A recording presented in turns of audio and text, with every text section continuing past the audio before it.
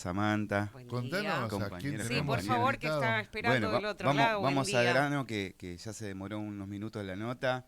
Bueno, hoy tenemos un invitado latinoamericano, un invitado oriundo de Paraguay.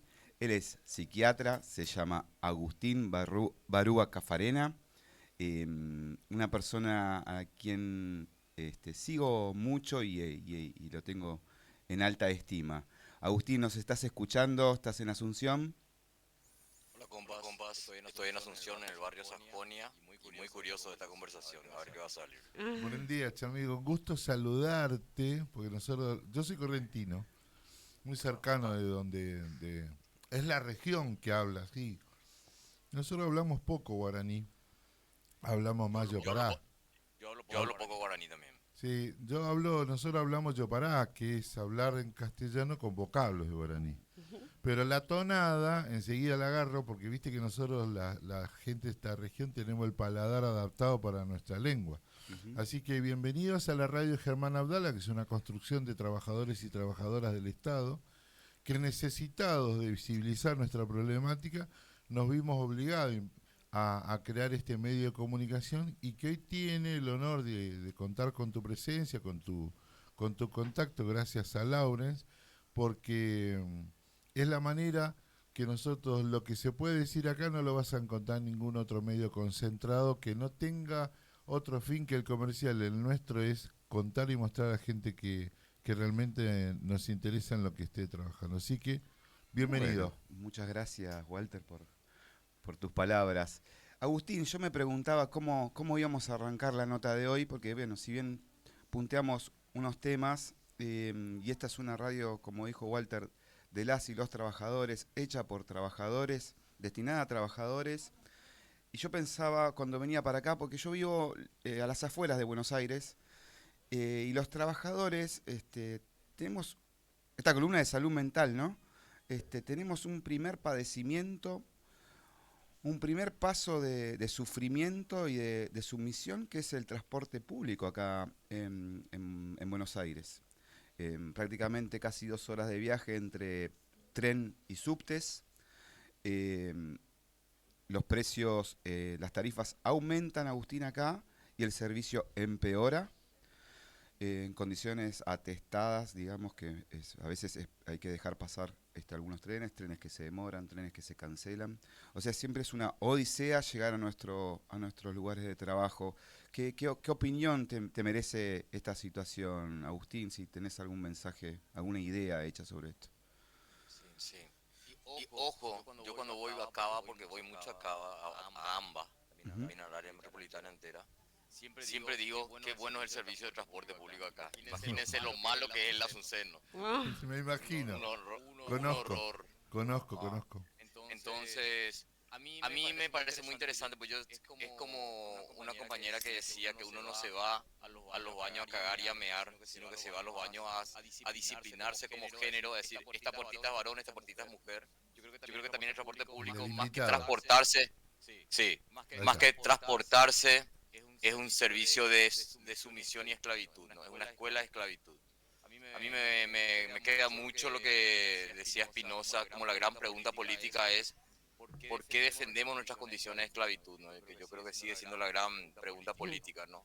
¿Qué hace que convalidemos cuestiones intolerables, ¿no? Y para mí, y eso es de respuesta compleja y colectiva, ¿no? No va a venir un paraguayo pelado a explicar eso como una cuestión unívoca y monológica, ¿no? Ujú. Pero me interesa mucho. Quería decir algo antes de seguir con esto, de esto algo que dijo Walter antes. A mí me parece interesante, ¿no? Yo comencé a decirles que yo hablo poco guaraní porque hago parte de una generación de hijos de asuncenos que nos sacaron el guaraní Claro. para no ensuciar el castellano, ¿no? Exacto. Pero no nos sacaron la cultura, ¿no? Totalmente. Y hay un elemento cultural muy fuerte que yo siempre lo marco porque yo viví tanto en provincia de Buenos Aires como en Montevideo, o sea que viví en el Río de la Plata unos años. Mira. Y yo ahí me di cuenta lo guaraní que era. ¿Por qué? Porque yo me di cuenta, entre otras cosas, mi relación con el silencio, o con los silencios, ¿no? En el mundo guaraní, que es el mundo más numeroso de los linajes guaraníes, tu palabra es tu alma. Y si vos mentís o gritás, lastimás tu alma. Por eso la gente guaraní, lo sepa o no, pero que tiene ese linaje cultural, cuando vos le preguntás algo, pausa la respuesta, ¿no? Y yo decía, bueno, eso es lo que se ve en el Río de la Plata, que es hiperverbalista como tendencia, como tontera, pero en realidad la persona no solo está cuidando lo que va a decir, sino que está cuidando su alma, ¿no? Solo hagamos este comentario sobre esto que decía recién. Hermoso, Qué hermoso. lindo comentario. Hermoso, hermoso. Agustín, ¿cómo estás? Samantha es mi nombre, un gusto conocerte. Me interesó un poco esto que vos comentabas, en realidad, como una especie de sumisión que tenemos sobre que libremente nos esclavizan, ¿no? Es medio como la semicolonización, la semiesclavitud, ¿no? Y por ahí, digamos, en otros países la gente tiene más el ejercicio esto de, no sé, de reclamar en defensa al consumidor en distintos lugares, digo. Y acá yo no sé si es porque la gente espera que resuelvan los sindicatos, por la historia que tenemos en este país, o qué pasa, pero como que no tenemos mucho ese ejercicio, digamos, como pasa en otros lugares Como que... ciudadanos, claro. Claro, como ciudadanos, de hacer respetar nuestros derechos, de reclamar cuando nos cobran algo que está mal o cuando un servicio no está funcionando como debería. No sé, ¿qué opinión te merece al respecto? Si Argentina particularmente, Argentina y Paraguay, o bueno, los latinoamericanos en general. Samantha, para mí sí es un tema que me convoca, ¿no? Yo creo que es un tema, como todas estas cuestiones de salud mental, siempre son de explicación compleja, ¿no? No hay salidas simplistas, ¿no? Yo tomaría 4 elementos. El primer elemento para pensar la sumisión es la tristeza, o las tristezas, ¿no? Nosotros somos un pueblo paraguayo profundamente triste. Claro. O sea, yo siempre digo que lo paraguayo en realidad es una condición espectral. Nosotros somos muertos que vivimos, ¿no? Porque nosotros quedamos postrados en una serie de coyunturas históricas que hacen a la construcción del relato de Estado-Nación. No lo hemos reparado. Y la negación no repara, la negación posterga, pero no repara. Entonces me parece que primera capa del hojaldre es las tristezas. La segunda son los terrores, ¿no? Nosotros tenemos una fuerte experiencia de aterrorización sistemática en diferentes coyunturas. Por decir una, no es la única, es toda la cuestión estronista y neostronista que tenemos, ¿no? Porque la experiencia cartista, que es un poco el movimiento colorado hegemónico en Paraguay hace ya unos años, reivindica fuertemente la dictadura y la reivindica no solamente de palabra, sus prácticas están en la misma línea, ¿no? De intolerancia, de amedrentamiento, de concentración del poder y de la riqueza. Entonces, el estronismo concentró fuertemente su control en el sentido de el terror. A ese terror impune, sumémosle otro elemento más que es la lógica de limosna, ¿no? Cuando estamos asustados y aterrorizados, la limosna tiene validez. Claro. Tiene validez. Entonces, yo diría que hay como un prebendarismo estatal muy fuerte que sigue estando presente. Otro elemento interesante son las artes de supervivencia de la gente, ¿no? Yo diría 2, el ñembotaú y la picardía. Ñembotaú en guaraní quiere decir hacerse el tonto, ¿no? No ser tonto, simularlo, ¿no? Entonces, hay todas unas artes de la rebeldía popular que son muy valiosas. Yo sigo mucho a un historiador inglés, James Scott, que tiene un texto que se llama Discursos Ocultos, y él trabaja el chiste, el tartamudeo, el farfulleo, el hablar así entre dientes, el carnaval, entre otras estrategias populares cuando los pueblos saben que si se enfrentan frontalmente los van a matar. Entonces son enfrentamientos diagonales, ¿no? Y lo último, una cosa que me gusta mucho de Tolkien, el tipo este que escribió El Señor de los Anillos, que él decía que ante realidades aplastantes hay derecho de evadirse, ¿no? Entonces yo digo, déjame de joder, déjame que crea la albirroja, déjame que me emborrache esta noche, ¿no? ¿Qué me vas a decir? Que yo asuma en plenitud lo intolerable de esta realidad desigual e injusta, ¿no? De hecho, hay una palabra que a mí me enseñó. Yo trabajé unos años con un grupo de mujeres en Fernando de la Mora, que es una ciudad colindante a Asunción, que es un grupo de mujeres que se llamaba Las Chismosas, que eran mujeres que se organizaron porque sus hijos y nietos estaban judicializados por robo y uso de drogas ilegalizadas, ¿no? ellas tenían un concepto que era fiestear. Que cuando yo escuché la palabra dije, esto es más de lo que vos entendés, Agustín. Y alguna vez le pregunté, ¿qué es fiestear? Y ellas dijeron que era hacer chistes, reírse, hablar inconexamente, poner música, bailar, cuando enfrentaban situaciones que sabían que no iban a poder cambiar. Totalmente. Para mí eso hace un poco a las sabidurías populares que son importantes poner también en este tema de la sumisión, porque a veces uno tiene una mirada desde arriba y afuera, ¿no? Diciendo, ¿por qué la gente no se revela? Pero cuando entras en ese mambo ves las rebeldías que sí tienen y también ves la complejidad de lo que implica rebelarse, ¿no? Totalmente. Agustín, me llama la atención esto de resaltar la evasión como una forma de supervivencia, pero que del todo no alcanza, digamos, es como una solución por ahí que se puede dar en determinado momento, pero uno siempre tiene una expectativa de algo más, ¿no? De poder, además, transformar esa realidad penosa y dolorosa que se nos impone. ¿Qué estrategia se puede dar una sociedad, un individuo o una sociedad ante estas situaciones? Yo creo que la vida no alcanza, no solo las estrategias que vos decís. O sea, yo creo que hay que reconciliarse con la incompletud. El otro día me decían en un programa televisivo, terminaban con unas cajitas que decían, sacaban unos papelitos y una pregunta. Y una decía, ¿cuál sería tu vida ideal? Y yo le decía, yo no creo en lo ideal. Yo creo en la parcialidad, en la incompletud. Y quizás en lo sensible, quizás se aproxime más, pero lo sensible siempre es intuitivo, no es certero. Entonces, yo creo que hay una palabra católica que me gusta mucho, que es misericordia. Y ser misericordioso con las circunstancias del otro, ¿no? O sea, tiene que ver con algo de la sensibilidad, con algo de la generosidad, que en antropología se habla mucho de la otredad, ¿no? Lo que no es como uno. Entonces, ese margen de diferencia validada es fundamental, ¿no? Yo decía para esto, ¿no? Que una pregunta que nos inquieta, yo creo que a quién no le inquieta un poco desde la militancia lo que planteaba Lauren, pero a mí me parece que creo mucho, voy a hacer una lista, no, yo soy re listita, hago listitas de temas. Entonces, creo para esa cuestión de las rebeldías, creo que necesitamos generar condiciones de encuentro, condiciones de escucha, condiciones de pausa, condiciones de autoconocimiento de quien propone, a ver qué me pasa con lo que está pasando, y condiciones de no superiorismo. Me voy a detener en el último punto que creo que es probablemente más difícil, ¿no?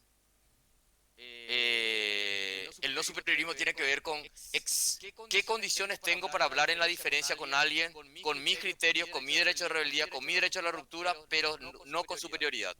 Yo creo que eso nos cuesta muchísimo, por lo menos en el mundo militante del que yo vengo, está anudado pensamiento con superioridad. Y ese para mí es un problema ético, político y afectivo muy grande, porque fácilmente eso obviamente nos va a llevar a enfrentamientos, ruptura y desencuentros con gente que no necesariamente tenemos que tener desencuentros, ¿no? O sea, no es lo mismo un liderazgo o un monje negro de la reacción y el conservadurismo y la desigualdad que tu vecino. Entonces, somos muy propensos aquí a rotular a la gente diciendo, este es fascista, este es colonialista, este es no sé qué cuánto, y perdemos la posibilidad de conversar en la diferencia. Y eso me parece que se parece mucho a lo que cuestionamos. Claro. Agustín, de todo esto que has mencionado recién, ¿qué categoría le das a la felicidad? Porque uno entiende que la felicidad no es una cosa permanente, porque si no seríamos idiotas, ¿no? Estar todo el día sonriendo. Digo, hay momentos para sufrir, para llorar, para reírse, pero lo bueno es que lo de reírse y ser felices se puede repetir, ¿no? Y cada momento en que hemos sido felices o somos felices, no se encuentra. Por ejemplo, esto. Hoy es un instante de felicidad. Encontrarnos con un vecino de la Patria Grande charlando estas cuestiones es un momento de felicidad. ¿Cómo concebís la felicidad en este contexto? Cosa que no la consigo. Mirá. No es una categoría que yo suelo usar. No hago oposición, pero no me siento tan cómodo, ¿no? Quizás lo más cercano a eso que tengo es la idea de alegría, ¿no? Mirá. Para mí, voy a decir algunas cosas sobre lo alegre, ¿no? Una es una cosa que decía Alicia Fernández, que decía que lo contrario a la alegría no es la tristeza, sino el aburrimiento. Entonces no es alegría mala, tristeza buena, ¿no? porque la tristeza es absolutamente necesaria como emoción. Entonces, esa es una primera precisión. Totalmente. La otra es una definición clásica de Baruch Spinoza, que él hablaba de las pasiones alegres en términos de lo que aumenta tu potencia de hacer. Entonces, y pasiones tristes, lo contrario, ¿no? Entonces, también en ese sentido me gusta mucho, ¿no? Y nosotros también tenemos un concepto, yo trabajé muchos años en los barrios ribereños de Asunción, que le decimos bañados, una categoría que se llamó erótica social. Erótica social es la puesta en valor de las prácticas de la alegría de los sectores populares urbanos marginalizados, en 4 ámbitos: arte, fiesta, humor y juego, ¿no? Y eso también me parece un desarrollo que puede ser interesante. Y lo último es, yo saqué un libro hace 2 años que se llama Ella desencuadra, del encierro hacia el Buda. Ella desencuadra es para explicar nomás el sentido, es una palabra justamente yo para, como decías Walter, que la crea un campesino, Elías Martínez, en un taller sobre desmanicomialización en Caguazú. Y yo uso esa palabra que surge en Río Negro, Hugo Cohen y Natella lo crean, ¿verdad? Desmanicomialización, y me mandan a la mierda la gente. Tu palabra, argel insoportable, no vamos a decir. Y obviamente uno se rinde y yo le digo, ¿y cómo podemos decir en paraguayo salud mental con derechos? Y Elías dice, ella desencuadra. ¿Qué quiere decir? Desencuadrate, desrigidizate, busca tu sensible forma de ser contigo y con el mundo. Y la bajada del título es del encierro hacia el Buda. Y Buda es una parte también de una activista campesina, Cristina Olazar, que ella habla del Buda, que quiere decir alegría en guaraní, pero sobre todo alegría convivencial. Es la alegría de cuando el otro te importa y yo le importa al otro, ¿no? Entonces, esas son referencias que yo uso un poco sueltas, pero que tiene que ver, me parece, con lo que vos preguntabas, Walter. Sí, sí, totalmente respondido. Que Y en el mismo sentido, nuestras comunidades son totalmente... Nosotros ya no vivimos en Paraguay o en Argentina. Es tanta la migración, te vienen a cobrar, apagamos todo. ¿Cómo es? Es tanto la cosmovisión que está cruzada en este contexto Paraguay, Buenos Aires, Brasil, Montevideo, que ya no se puede hablar solamente de habitantes como regiones, sino que se tiene que ver como gente. Entonces, es muy común esto que vos decís, y esa convivencia conforma una nueva persona, ¿no? Yo creo fuertemente, yo tengo una sensibilidad internacionalista, Sí. entonces me siento muy cercano, o sea, me siento muy, no sé, el hecho de haber vivido en varios países me da como una sensibilidad internacionalista y sobre todo latinoamericanista, ¿no? Y también la experiencia migratoria me parece que es fundamental, ¿no? Sobre todo, Tal cual. porque hay muchas migraciones, ¿no? Hay muchas experiencias, muchas trayectorias en ese sentido, ¿no? Sí. Yo, por ejemplo, por cortar nomás un aspecto, porque uno podría entrar por muchos lados a esto. Yo soy investigador de la Universidad Nacional de Pilar, que es una universidad pública al sur de Paraguay. Y mi línea de investigación es la salud mental comunitaria. Y ahora estamos cerrando una investigación sobre cuál es la presencia simbólica y afectiva hoy de la guerra contra la Triple Alianza en la adolescencia asuncena, ¿no? Sí. Y tiene que ver un poco también con esa cuestión de cuáles son nuestras heridas como colectivo regional que no hemos trabajado, ¿no? Que yo creo que es demasiado importante porque en ese sentido los nacionalismos puede ser un gran problema porque, bueno, armamos ejército con esa manipulación emocional muchas veces, ¿no? Exacto. sí, en ese sentido me parece, digamos, acuerdo totalmente, digo, de hecho lo recuerda y a mí me da vergüenza como Argentina, lo que fue la guerra contra Sí, el totalmente. Paraguay. Me parece que, digamos, es muy poco lo que se habla sobre eso. Recuerdo, no sé si fue Cristina Fernández de Kirchner, alguien pidió disculpas al pueblo del Paraguay por esa guerra espantosa, pero regionalmente es algo medio como un tabú, ¿no? Pareciera que no sucedió, que bueno, que no se cuenta tampoco ni en los colegios, ni primarios, ni secundarios, el potencial y el desarrollo que tenía el Paraguay hasta ese momento en relación a los países limítrofes y cómo los dejaron devastados, digamos. Me parece que sería, ¿no? Como hora, digamos, de empezar a hacer un revisionismo sobre eso. Está bueno recordarlo. Hay algunos historiadores que han hecho algunos avances. Cristina hizo un gesto simbólico importante también en su momento, ¿cierto? Pero yo siempre digo, acá en Paraguay, ¿saben cuál es el primer nombre que se le da a una persona argentina? Es ¿Cuál? un nombre de la guerra, Sí, Curepí. que alude a parte del uniforme de los soldados argentinos en la guerra, ¿no? Imagínense, yo le digo a ustedes, ¿cuántas veces ustedes piensan en Paraguay cuántas se piensan en Paraguay y la guerra? Nunca, nunca. Y acá es todo el tiempo, o sea, nosotros tenemos una herida gigante. Vos te vas a las ciudades cercanas a donde fueron las batallas y la gente tiene en la boca las batallas. 1870 terminó la guerra. Sí, Claro. señor. Por otro lado, para mí es tan traumático eso como los silencios que hay, por ejemplo, en Buenos Aires sobre este tema, ¿no? Porque los dos están matriciados por algo no resuelto que pide espacio, ¿no? Entonces, tanto el olvido y el desprecio, porque hay que considerar que muchas veces paraguayo, un adjetivo descalificativo, tiene que ver con esa cuestión también, ¿no? Así como a nosotros nos duele, la indiferencia aparente también es dolor. Seguro. Totalmente. Sí. Mejor explicado imposible, porque a tal punto es que el espacio misionero, correntino, formoseño, tiene todo tan arraigado, y además comparten lengua originaria, ¿no? Está tan arraigado que hoy cuando habló Agustín, imagínate que en la zona de Corrientes todavía está la discusión sobre los ponchos celeste o poncho colorado. Está toda esa discusión contra Urquiza, Genaro Verón de Astrada. Sí. Digo, hace poquito estuvieron hablando de Genaro Verón de Astrada, Artigas. Digo, fue una región vapuleada sistemáticamente. Entonces, si no lo saldás, que ni el Mercosur lo pudo saldar. Claro. Porque el Mercosur no es solamente económico, hay otras aristas culturales donde se trabaja que no lo pudo saldar. Por eso me siento tan particularmente sensible en este momento, porque convivimos tan a diario estos hermanos de distintos países, que cuando él habla de migración no dice inmigración. Inmigración podemos decir la italiana hacia acá, la española hacia acá, pero Agustín habla de migración. La misma gente de regiones migra y se mueve en el mismo. Él es un migratorio de países. Y me parece que lo planteas en esa. Me gustó mucho la concepción, Agustín.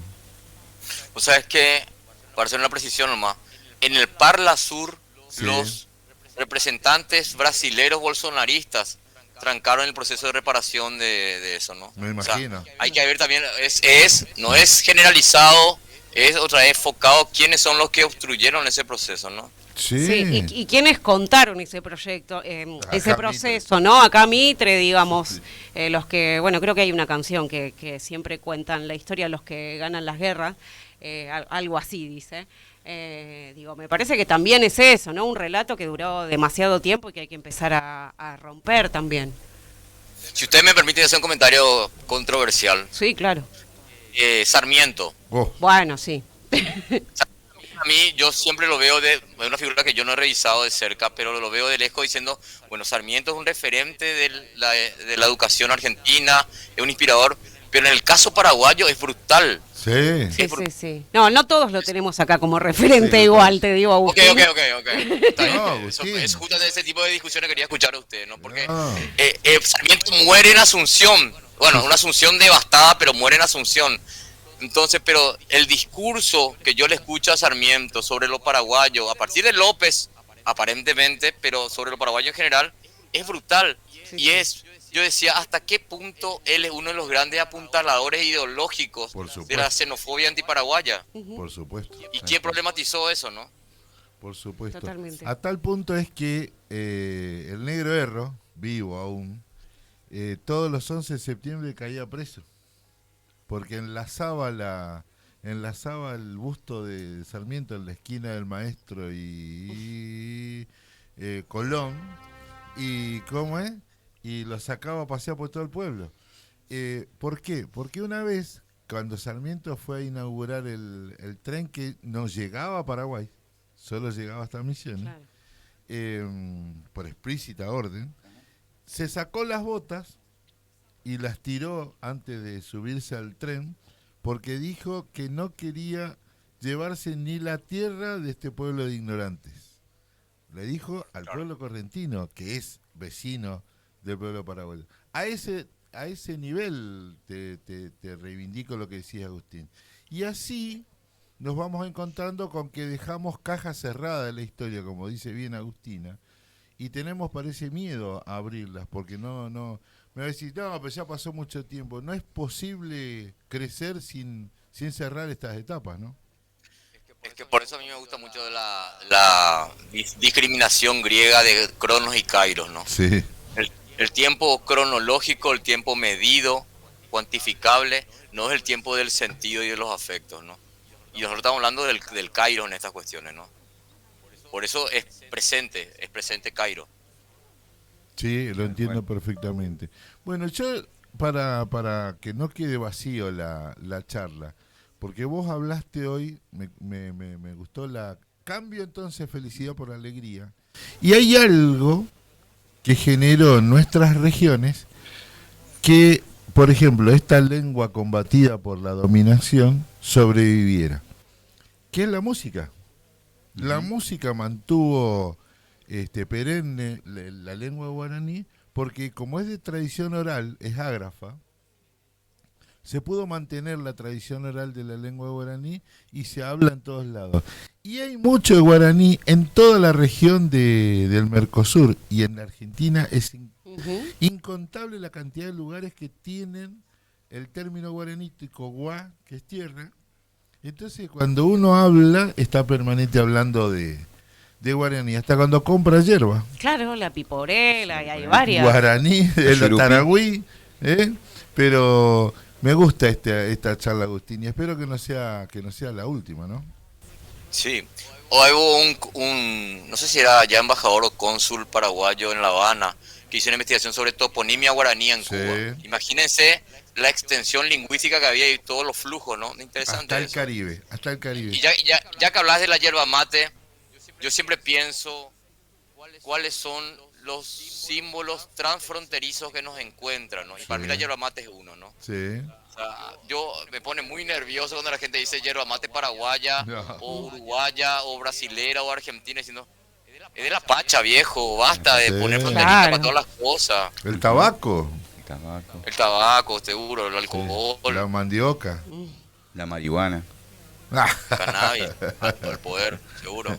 Escúchame, y cómo es, y la música es fundamental. La música es fundamental en este mantener tradición y sentirnos parte de esta América tan grande. La verdad que no pensarlo así nos hace pensar que estamos renunciando a parte de la historia. Ayer una de las recetas que se hizo en un programa muy visto en la Argentina, ¿sabés cuál fue, Agustín? Sopa paraguaya. Okay. ¿No? Yo soy Tinchi Baguazú, por acá. Ay, sí. Entre la sopa y yo soy Tinchi Baguazú, bastante fundamentalista. No sé que tenga mucha hambre.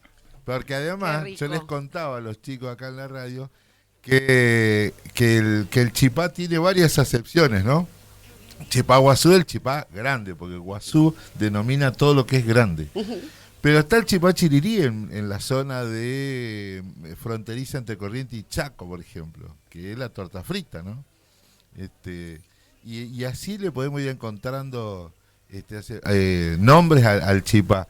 Pero acá sí también, acá es muy común y lo que se impuso el chipá paraguayo acá, la forma de hacer el chipá, acá el correntino lo hace bolita. Claro, es el que está en las panaderías mayormente. Ese es el de la panadería.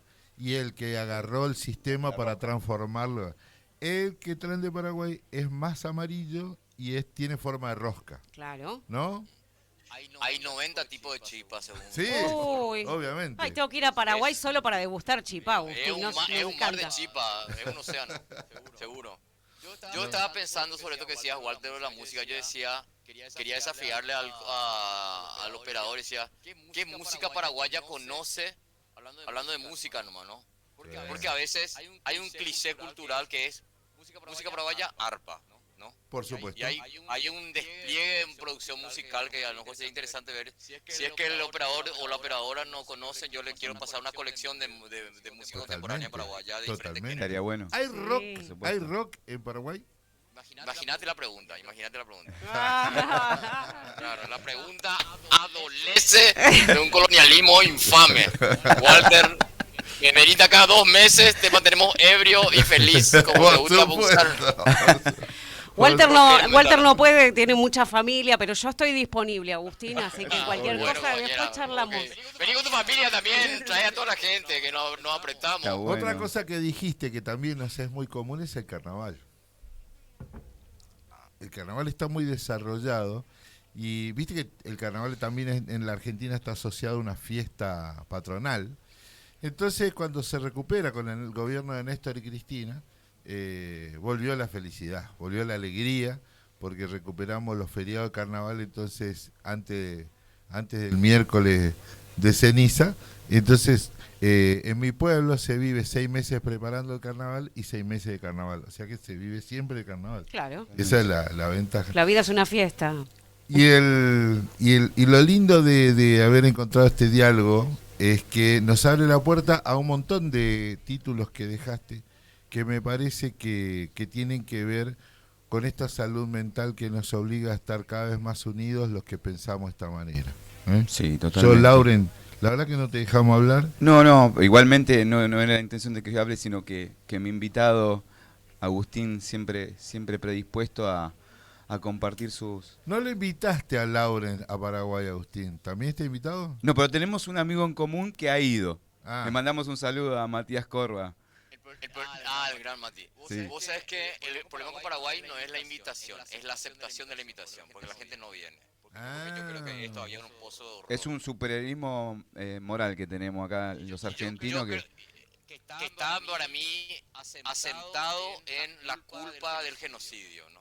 Porque hay muchos genocidios conocidos como el genocidio africano, el genocidio judío, pero el genocidio paraguayo está borrado. Yo quería decir algo del carnaval para no terminar con genocidio. Sí, hablando de terminamos arriba. alegría. A mí, yo hice una maestría en antropología y me siento mucho más antropólogo que biomédico ahora. Sí. De lo que más me gusta antropologizar son los carnavales. Mira, ¿Por qué? Porque los carnavales tienen una característica en la línea de salud mental que trabajamos, que es difuminan la frontera cordura-locura. totalmente. Cosa que los manicomios, al contrario, la remarcan Claro. normativa y disciplinariamente. Entonces, soy muy carnavaloso. Es más, te digo, te recomiendo un libro que se llama Carnaval, Héroes y Malandros. Está en portugués, por supuesto.